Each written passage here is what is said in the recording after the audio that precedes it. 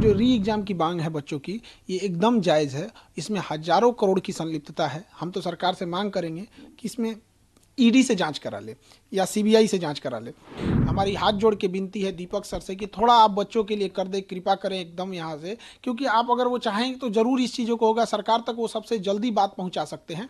अगर सरकार कहती है कि हम री एग्ज़ाम नहीं लेंगे, तो हम पूरे बिहार में यही कहेंगे ना कि हमने अपनी झोली फैला के बच्चों के भविष्य का भीख मांगे और सरकार ने उसमें थूक दिया। अभी बच्चों की परीक्षा है, 6 महीना बाद सरकार की परीक्षा होगी, तो इन बच्चों की नाराजगी लेके सरकार कहाँ जाएगी? बच्चों की मेहनत रंग ला रही है और हम लोग जीत रहे हैं और बहुत जल्दी पॉजिटिव आएगा और री एग्जाम होगा। ये आईएएस आईपीएस की लड़ाई में ना हमारे बच्चे पीस जा रहे हैं। अरे भैया, आप अपना ईगो, अपना ये सारी चीजें साइड रखिए, एक सप्लीमेंट्री रिजल्ट दे दीजिए। भीख थोड़ी मांग रहे हैं। पीएम मोदी जी से भी विनती है कि थोड़ा बिहार को भी देखिए, वहां से धुंधला दिखता होगा। देखिए, हाईकोर्ट में भी सुनवाई चल रही है और कई सारे पीआईएल हैं, हमारे टीम से भी पीआईएल है।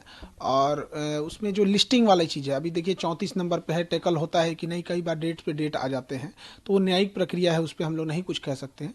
लेकिन जो री एग्ज़ाम की मांग है बच्चों की, ये एकदम जायज़ है। इसमें हज़ारों करोड़ की संलिप्तता है। हम तो सरकार से मांग करेंगे कि इसमें ईडी से जांच करा ले या सीबीआई से जांच करा ले, क्योंकि जो बच्चों का कहना है वो दुख दर्द वही समझ रहे हैं हर एक सेंटर पे जाके। आप तो एक बड़े लेवल की जब तक जांच नहीं होगी तो ये सिलसिला चलते रहेगा। तो इसलिए इसमें कहीं से भी बच्चों का मांग गलत नहीं है।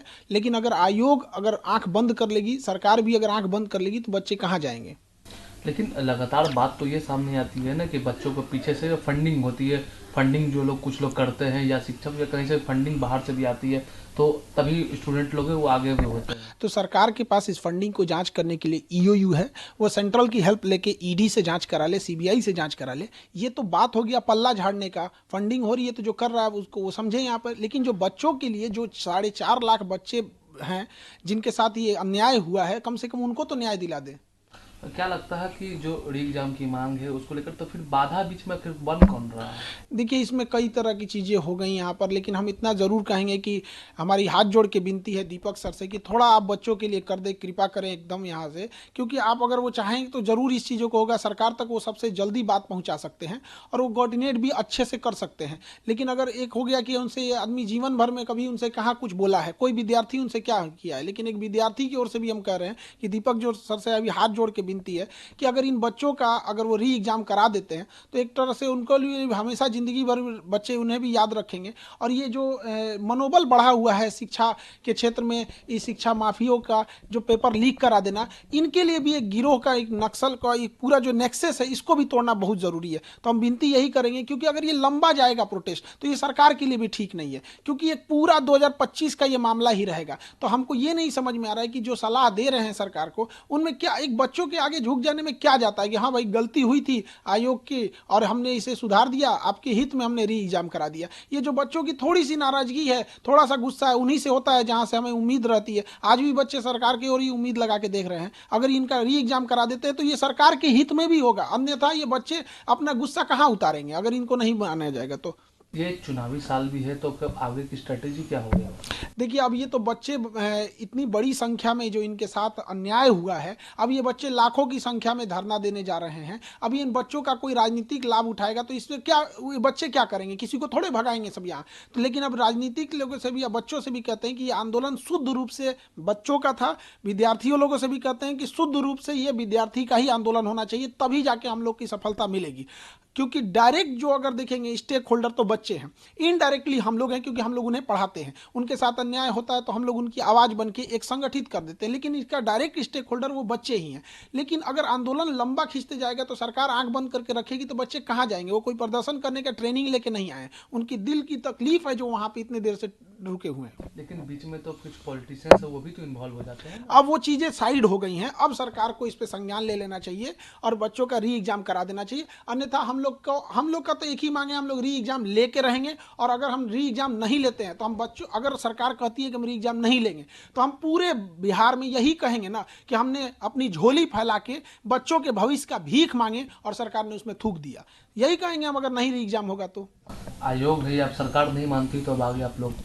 अब बच्चे इसको अब जहाँ जहाँ प्रोटेस्ट करना होगा, अब फिर क्योंकि अभी बच्चों की परीक्षा है, 6 महीना बाद सरकार की परीक्षा होगी, तो इन बच्चों की नाराजगी लेके सरकार कहाँ जाएगी? इसलिए इनका री एग्जाम करा देना चाहिए। आपको लगता है कि चुनावी वर्ष है अगर नहीं लगता हमें पूर्ण विश्वास है कि अब री एग्जाम होगा, और ये हम बच्चों के लिए भी कहते हैं कि अब बहुत जल्दी हम जो बच्चे हैं इनका मेहनत बर्बाद नहीं जाएगा, इनकी मेहनत रंग ला रही है, ये अपने मुकाम तक पहुंच चुके हैं और बहुत जल्दी सरकार पॉजिटिव डिसीजन, हमको जहां तक लगता है कि बच्चों का व्यर्थ जाने नहीं देगा। बीच में थोड़ा सा गड़बड़ हो गया था ये सब। अब देखिए किसी बच्चे किसी पॉलिटिक्स को नहीं लेके आते, वो तो पढ़ने वाले बच्चे हैं, उनके पास इतना भी पैसा नहीं रहता कि गर्दनी बाग जाके प्रोटेस्ट कर सके। कितना 200-300 रुपया उनके पास एक्स्ट्रा रहता है, वो भी बीमार पड़ गए तो वो भी खत्म हो जाता है। तो बच्चों की मेहनत रंग ला रही है और हम लोग जीत रहे हैं और बहुत जल्दी पॉजिटिव आएगा और री एग्जाम होगा। नाले से भी उम्मीद है करीब? न्यायालय से पूर्ण भरोसा है कि न्यायालय कभी भी अन्याय नहीं करेगी और हम लोग के पक्ष में ही फैसला आएगा। अच्छा, ये टीआरई को लेकर है जो डोमिसाइल नीति हो या फिर सप्लीमेंट्री, उसको लेकर आप? देखिए बीपीएससी टीआरई ने मजाक बना के रख दिया है।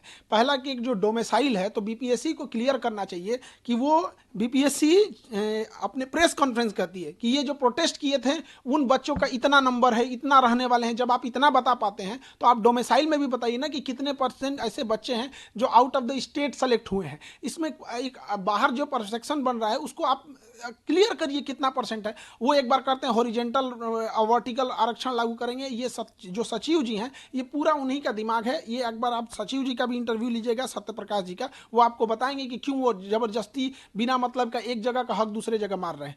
है प्रतिभा है, उनका कुछ कोटा है, वो सारे राज्य देते हैं, वैसे सबको करना चाहिए जैसे सारे राज्य करते हैं, वैसे हम लोग को भी करना चाहिए। दूसरा, बच्चों का तकलीफ कौन समझेगा? बीपीएससी टीआरई वालों का। उनका सप्लीमेंट्री रिजल्ट बीपीएससी रेडी है जाने के लिए, पता नहीं क्यों शिक्षा मंत्री किसके दबाव में आकर ये नहीं दे रहे हैं। अब शिक्षा मंत्री और एसीएस ये दोनों लगे, एसीएस हमारे आईएएस में टॉप हैं और हमारे शिक्षा मंत्री आईपीएस में टॉप है। ये आईएएस आईपीएस की लड़ाई में ना हमारे बच्चे पीस जा रहे हैं। अरे भैया, आप अपना ईगो, अपना ये सारी चीजें साइड रखिए, एक सप्लीमेंट्री रिजल्ट दे दीजिए। भीख थोड़ी मांग रहे हैं। एक बच्चे का सपोज कीजिए कि अगर उसका 6 to 8 में हुआ है, किसी का 9 to 10 में हुआ है या 11th में हुआ है, तो 2 जगह अगर उसका रिजल्ट हो गया है तो किसी एक जगह ही ज्वाइनिंग करेगा, एक को छोड़ेगा, तो सीटवा जो पीछे है उसको सप्लीमेंट्री देने में क्या जाता है? ऐसी ऐसी लड़कियां हैं जिनके माँ बाप इस बार उसकी शादी ब्याह करा देंगे, उनका हमेशा के लिए सपना चकनाचूर हो जाएगा और उन लड़कियों को जीना बड़ा मुश्किल हो जाएगा, क्योंकि उन्होंने पढ़ाई को देख लिया, वो स्टैंडर्ड ऑफ माइंड देख लिया है।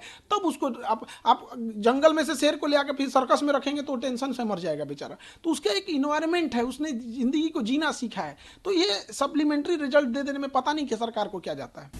अच्छा, ये अंतिम सवाल है, ये पीएम है वो परीक्षा पर चर्चा कर रहे हैं उसको लेकर? देखिए, पीएम हमारी परीक्षा पर चर्चा कर रहे हैं, ये उनका बहुत सराहनीय प्रश्न है। लेकिन पीएम साहब बैठते हैं दिल्ली में और वहां से हमारा बिहार बड़ा धुंधला दिखता है। हम परीक्षा पे चर्चा करके और परीक्षा देके क्या करेंगे कि यहाँ सीटें बेच दिया जाए, परीक्षा ही में ही धांधली करा दिया जाए। हम लोग तो कह रहे हैं कि भैया री एग्जाम ले लो। तो पीएम मोदी जी से भी विनती है कि थोड़ा बिहार को भी देखिए, वहां से धुंधला दिखता होगा, अपने ही जांच करा लीजिए। यदि हम कह रहे हैं कि जांच अगर बड़े लेवल की जांच करेगी, सीबीआई, ईडी, अगर इस सब बड़े लेवल की जांच होगी तो जरूर इस चीज का पूरा भंडा फूट जाएगा और एक पूरा नेक्सस सामने बाहर आ जाएगा कि कौन इसमें संलिप्त है। जो भी विद्यार्थी है, जो भी शिक्षक है, अब वो उन हम सबको पता है कि इसमें धांधली हुई है, तभी हम लोग इतने बुलंद आवाज में कहते हैं सीबीआई जांच करो। वरना कोई कहे कि जो लोग संलिप्त हैं या सरकार से ही कहते हैं कि आप क्यों इस चीज को एक ईगो पे लेके बैठे हैं। बच्चे हैं, आप ही के बच्चे हैं यहाँ, तो मान लीजिए इस चीज को री एग्जाम करा लीजिए, उन्हीं के लिए अच्छा रहेगा ये चीज।